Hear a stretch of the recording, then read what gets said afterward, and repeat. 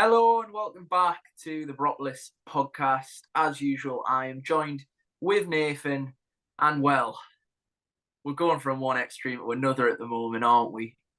We come into this podcast off the back of last week's. We ended it on a high. There was a load of positivity and hope and reason to believe that Middlesbrough might have turned a corner. And as the title of the last podcast went, typical Boro, they have yesterday, if it wasn't already killed, murdered any chance they had, any small percentage chance of getting in the playoffs. And they've somehow outperformed that first half performance against Bristol City with an abject horror show against Plymouth. Nathan, I'll quickly ask how you are. We had a nice day yesterday, didn't we? We had a few beers on Baker Street. That part of the day was great. The football certainly wasn't great, was it? No, it wasn't, mate. You're right. Yeah, obviously we don't do it too often. Um, but yeah, we had a good afternoon yesterday, and usually, as is the case, the football's the worst part of the afternoon.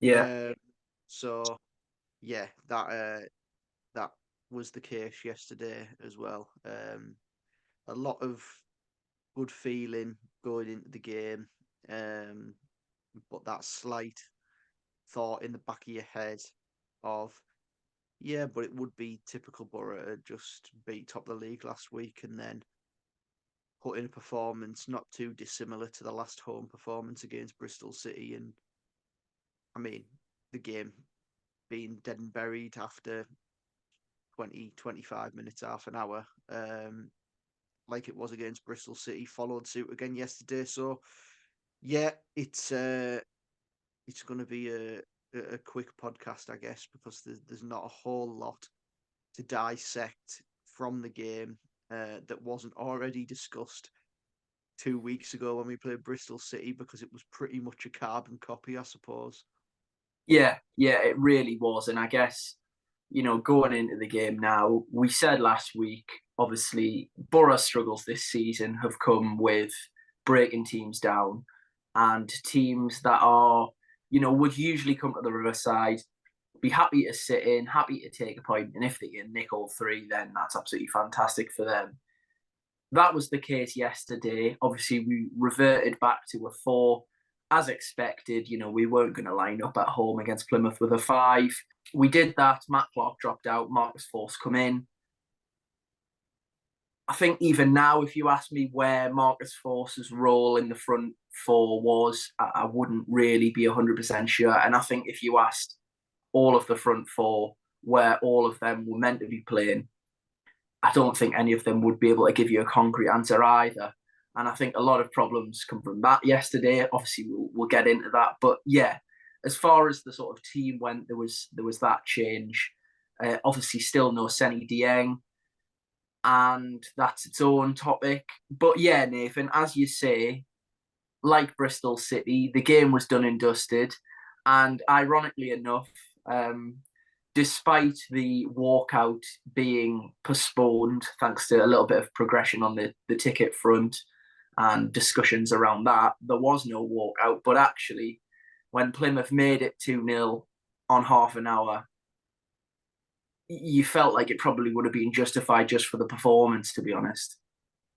Yeah, it would have been. As mentioned, second game in a row now where we've gone into the break 2-0 down at half time, against like sides with no disrespect to Bristol City and Plymouth, but you're playing sides in and around you in the table. You're not playing Leeds or Leicester at home who've broken you down. It's every side that comes to the Riverside now uh, breaks quickly, is quick on the transition, and kills the game within half an hour.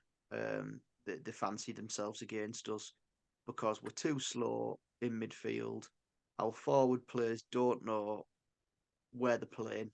Yesterday was a complete joke to go with players that can just play wherever they want, a fluid as you mentioned in your tweet from months ago, wishy-washy front line. You have your centre forward there playing out on the right hand side, and then he was playing sort of moving it in field to play as a centre forward, but McGree stood next to him. McGree stood next to Azaz, taking up his positions. Azaz has stood next to McGree, taking up his positions as well.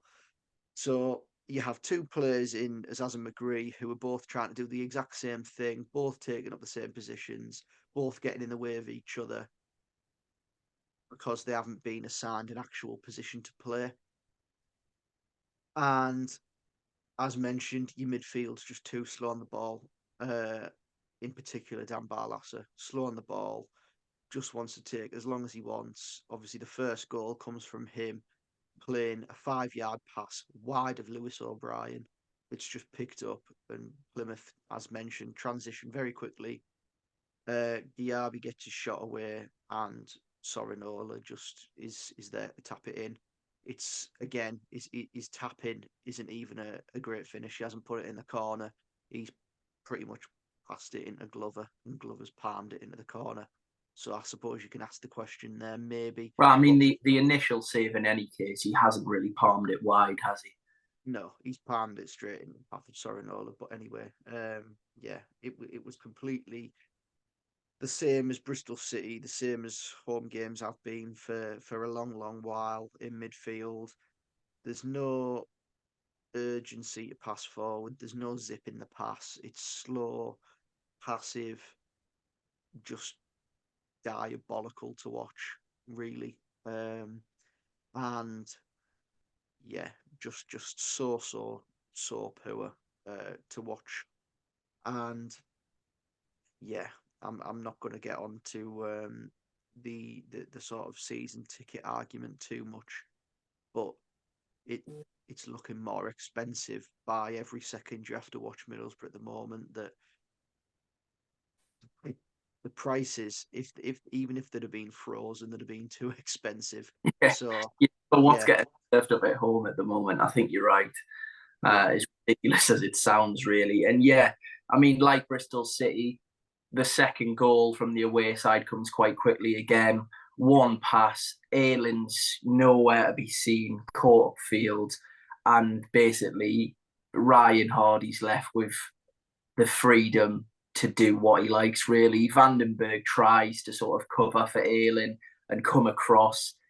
There's an argument there that maybe you should try to stop him getting on his stronger foot. But I mean, we're that open and it's one pass that Vandenberg's effectively defending by himself. It really was that bad. Hardy, in fairness, who I thought was fairly impressive all afternoon, actually, just checks inside and basically rolls it into the far corner. And that was game done and dusted, really, as soon as that hit the back of the net. Like like Bristol City, like a lot of home games this season, as soon as that second one went in, you felt we're not going to score three at home. We just can't seem to find a system or a way of playing at the moment where we can carve teams open or create chances. And I think that probably goes on to a deeper conversation about, as a whole, how far we've regressed really recently. I mean, I was just having this conversation on Twitter before and mentioning that, you know, there was a significant part of the fan base, and me included, who thought if we can get a striker in January who even starts to convert a few more chances, we'll be there or thereabouts because we create enough chances. We just need to put them away. We aren't even creating chances anymore. Not one shot on target yesterday against, and with respect, I mean, it really could have been 4 or 5, and I'm saying with respect, but against a team like Plymouth, you can't even get one shot on target. beat 3-0 on Tuesday night by West Brom, by the way, at home. Um, yeah, it's really really poor. There's been a lot of conversation in their fan base about their sort of style of play. Obviously, they changed their manager from being promoted from League One. Schumacher's gone to Stoke now, and Foster's in there. And yeah, as mentioned, there's been a lot of conversation about them being sort of wide open, boring to watch, and they were anything but yesterday. We didn't cause them any inch of a problem in the game. And on the break they looked dangerous. And as mentioned by yourself there, Chris, it could have been 3-4-5 at half time as well. Randall had a good chance after the second goal, and honestly, yeah, I was obviously with you at the game yesterday, but if that third goal had gone in before half time, I think that would have been us. We'd have been back in the town by 4 o'clock. But yeah, it was another very, very abject display. Obviously, we've mentioned the attacking players playing in a system that was just truly, truly pitiful to watch. Really, a lot of them hiding, and I thought Silvera was one that you can pick out and say, yes, he was incredibly poor yesterday, but at least he was sort of making himself available as an option to get on the ball, I suppose. I mean, that's how low the bar is at the moment, isn't it? And you know what, Michael Carrick's got a lot of criticism for that change, where he takes off Azaz and McGree. But in fairness, as much as Silvera was not good yesterday, to put it kindly, he was trying to get shots off, trying to make things happen. And I guess I'm trying to reason here as to why Michael Carrick might have decided on that change. Obviously, McGree and Finn Azaz are far better footballers, but they weren't really getting any sort of joy. And I think that was to do with the fact that the sort of interchangeable double 10 that goes on when both of them are on the pitch at the moment, they sort of get in each other's way a little bit. They don't really know where they're meant to be playing. Azaz doesn't really get an awful lot of the ball. McGree sort of tries to float out wide, and he's probably his best rolls off the left. So, I mean, I don't really... Obviously, it was mainly, for the most part, Silvera coming in off the left yesterday. So McGree didn't really have an option to sort of play in that role. And yeah, it was just... There was nothing good about the performance. There really wasn't. There was a whole host of individual performances that were well below par. And the only positive for me yesterday is actually that Carrick come out after the game and said, this is on me. I made a lot of mistakes today. And it's probably one of the first times where he's actually come out and really fronted up and said that. And he did. I think I said last week or the podcast before, there's no other manager that I'd want. I think he's the right man. Anyone that sort of is insinuating that he's not, I really just can't get behind that way of thinking at all. I've seen enough with the players that Carrick's had at his disposal this season anyway to show that he can get a tune out of some largely quite poor players, to be honest, at this level. And yesterday he just probably made a few too many decisions, overthought a few too many situations, which resulted in us just being ineffective in every area of play, really. I think the first one that a lot of people are really unhappy about at the moment is Tom Glover retaining his place. As you say, for the first goal, it doesn't cover himself in an awful lot of glory. I don't think it's as bad as what people are making out, but again, it's still not good. And I ask myself, if Seny Dieng's in goal, does he make that same save or sort of parry it wide, or how does he deal with it? And I think he deals with it better. I think the lack of Seny Dieng at the moment, now that he's fit again, is having a direct impact on the way we're playing as well. You know, we saw so many times last season and even the start of this season where we were creating chances that a large part of that was drawing teams in and having a keeper who was quite literally comfortable with putting his foot on the ball and waiting for an attacker or two attackers to come in closing down and then picking the right pass. And I don't think Glover's necessarily horrendous at that. He just doesn't really do it.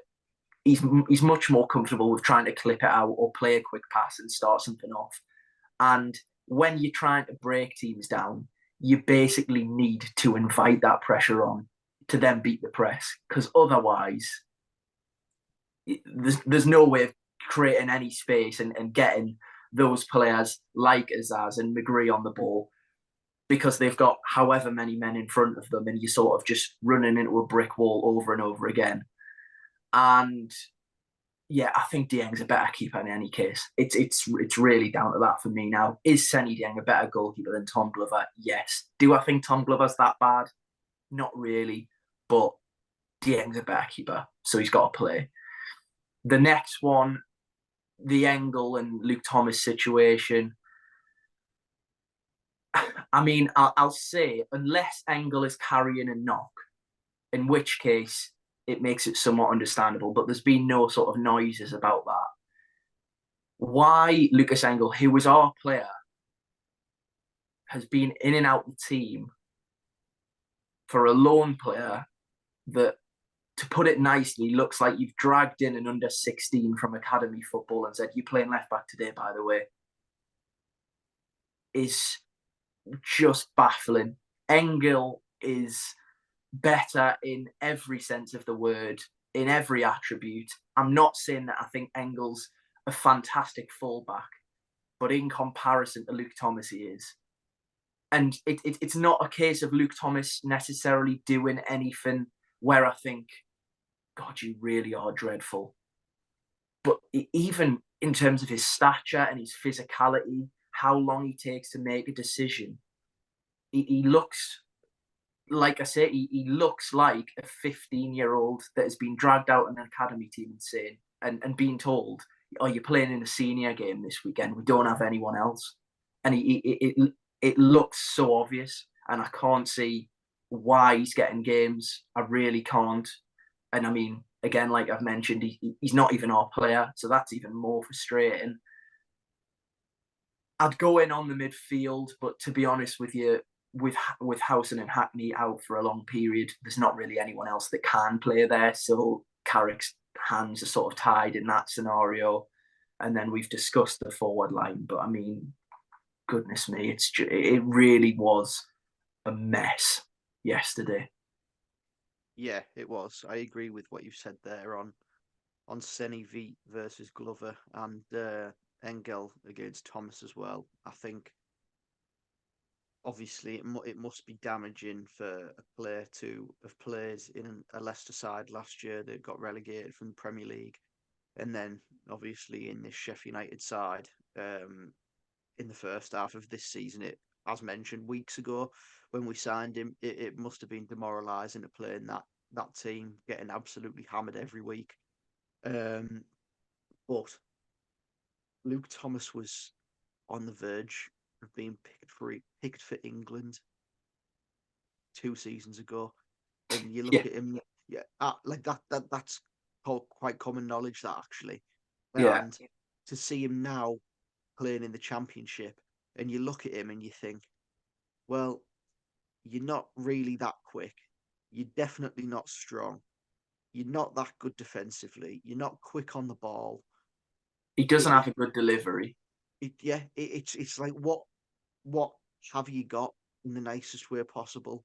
Whereas you look at Engel, at least he's like relatively defensively solid. He's quite quick, and most of all, he's actually our player. So how about you start developing him, who's our player, uh, our asset? That if this is the model where it's developing players and trying to sell them on for a profit, how about you do it with our own players rather than other teams' players? It's a massive frustration. Obviously, you've mentioned the midfield there and said you don't want to go in on them too much because this is going to be our midfield too for the foreseeable future, which is absolutely brutal. By the way, I thought O'Brien did okay yesterday.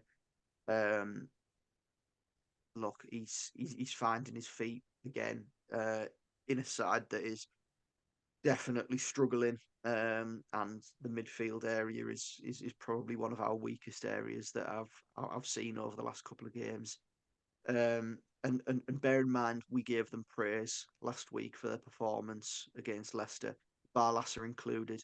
But when you're playing at home and you've got Barlaser, who is a player that pretty much demands time on the ball, you're just not going to get it.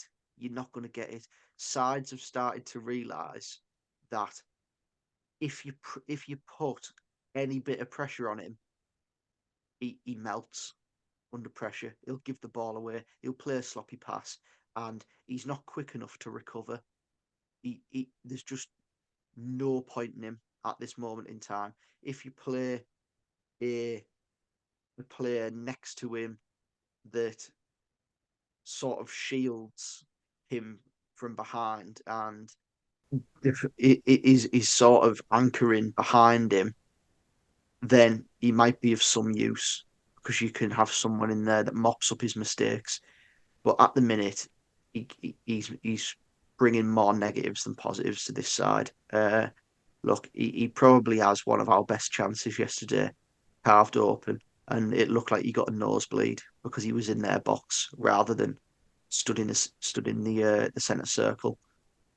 I honestly, just completely and utterly lost for words how anyone else can see positives from him in the last couple of home games because it has been really, really, really poor. And then the forward line, look, it's been a constant topic for pretty much since he's been at the club with Marcus Force. Well, we're bound to see him play centre forward at some point. Honestly, how bad must he be in a centre forward role in training if he can't get a sniff at home to Plymouth Argyle and you're playing players out of position to accommodate him on the right hand side? It must be that he's bad because I can't see any other reason. You've played without a centre forward at home yesterday.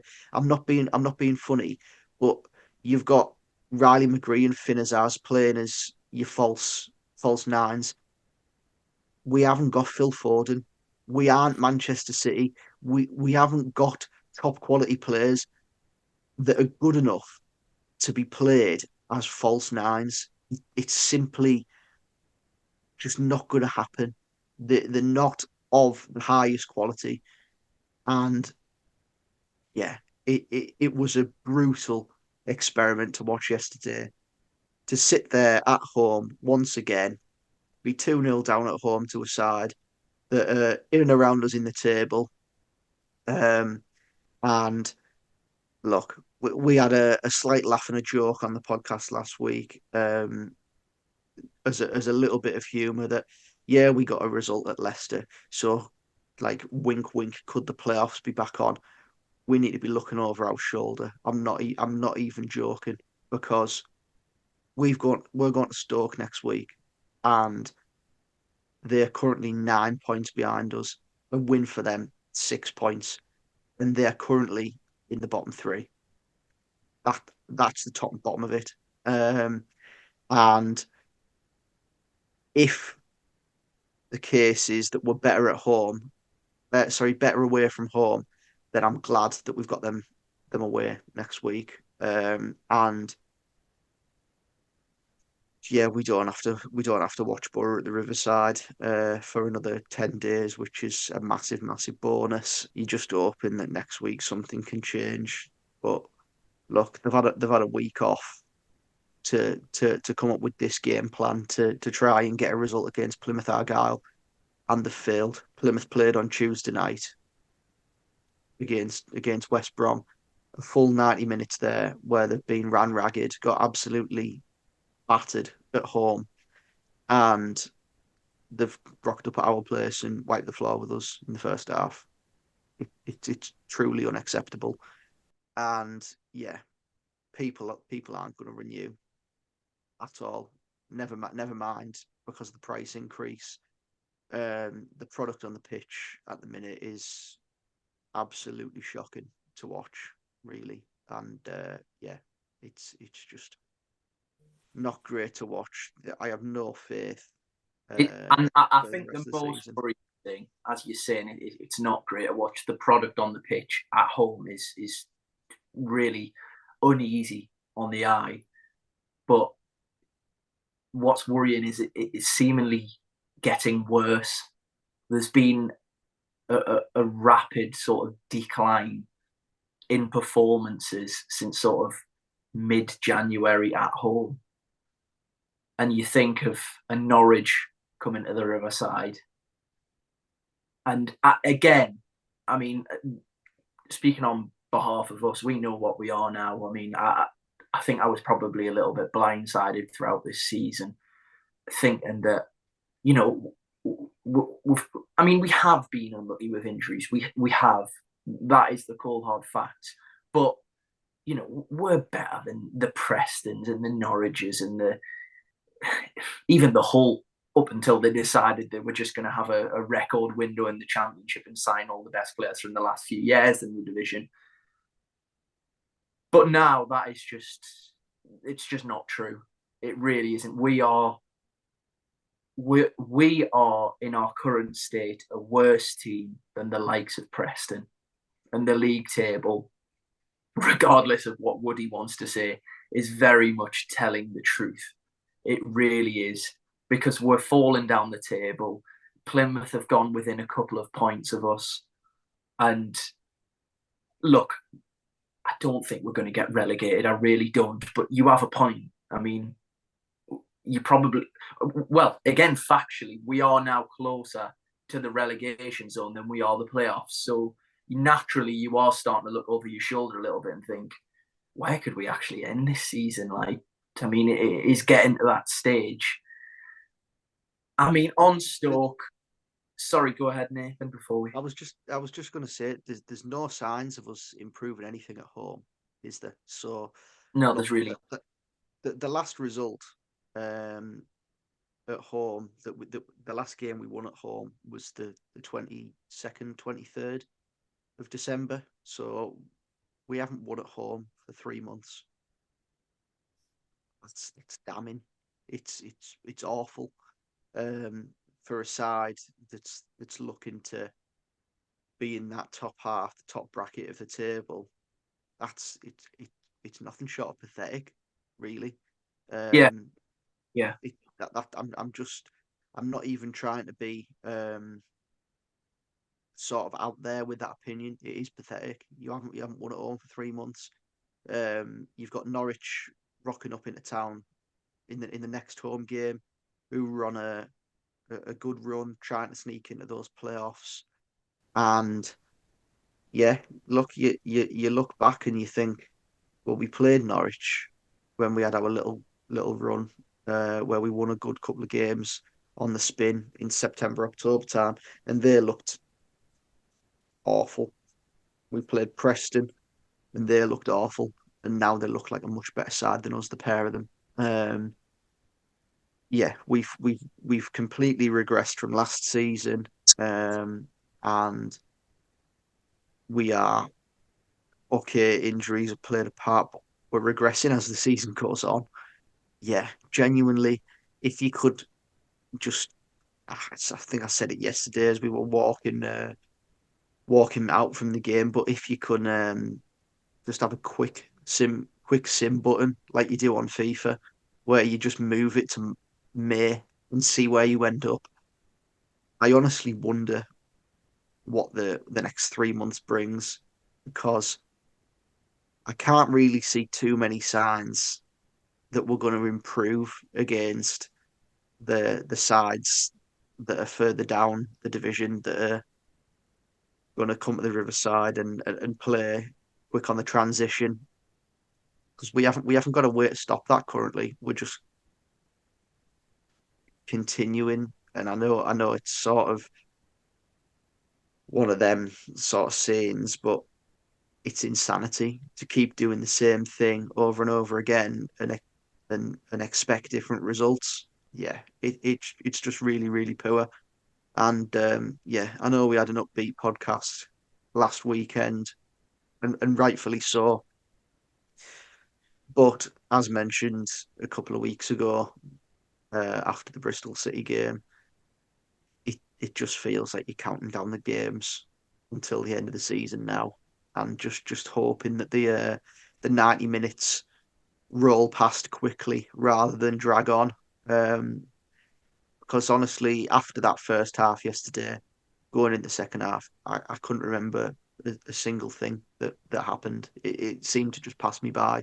Stoke up next, and when it gets to this point of the season where you are where we are in mid-table with, I don't want to say nothing to play for, because we need to pick up points just so we are completely safe and secure in the league. Can't afford to go on a really bad run and get dragged in. I know that's very pessimistic of me, but there you are. Um, you don't want to be playing the sides that have things to play for, that are down there in the league. We saw it with Huddersfield last year, that we went to their place and they tore us apart in a 20-minute period. And we're going to Stoke next weekend, and yes, they're on a dreadful run of form, but it looks like at the minute that we're the Robin Hood of the league. Beat Yeah, beat beat Leicester, get beat by every other side in the yeah, table. yeah, yeah. I mean, to be honest, I think that statement there is probably a good place to wrap it up. And listen, we're just over the 30-minute mark, but if I'm honest, I don't think there's really much else for us to discuss, and we've just got to kind of hope that these performances, don't sort of continue to the point where we are looking over our shoulders and thinking, "Oh dear God, like what position are we going to end up in here?" I don't think that will be the case. I will say that, but yeah, it's pretty ugly at the moment, and hopefully it sort of, as you say, we can quick sim, have a few good days out at the other side and away grounds over the next sort of few months, and really get this season over and done with, and try and move on. Yeah, so Nathan, it's been a quick one. I don't think we really wanted a prolonged podcast to sort of talk about what's going wrong. We've covered an awful lot of areas yesterday, but yeah, for those that have tuned in and have put themselves through misery for more misery, I should say, for half an hour, we do appreciate it. If you've watched on YouTube, then thank you so much. Please do like and subscribe. Audio platforms, please do rate and review. And yeah, after quite the high last week, we're back down right on the ground, firmly fixed and ready for hopefully something positive from Stoke away. So yeah, thanks as always for watching and listening. And that has been a relatively quick and rather depressing episode of the Boropolis podcast.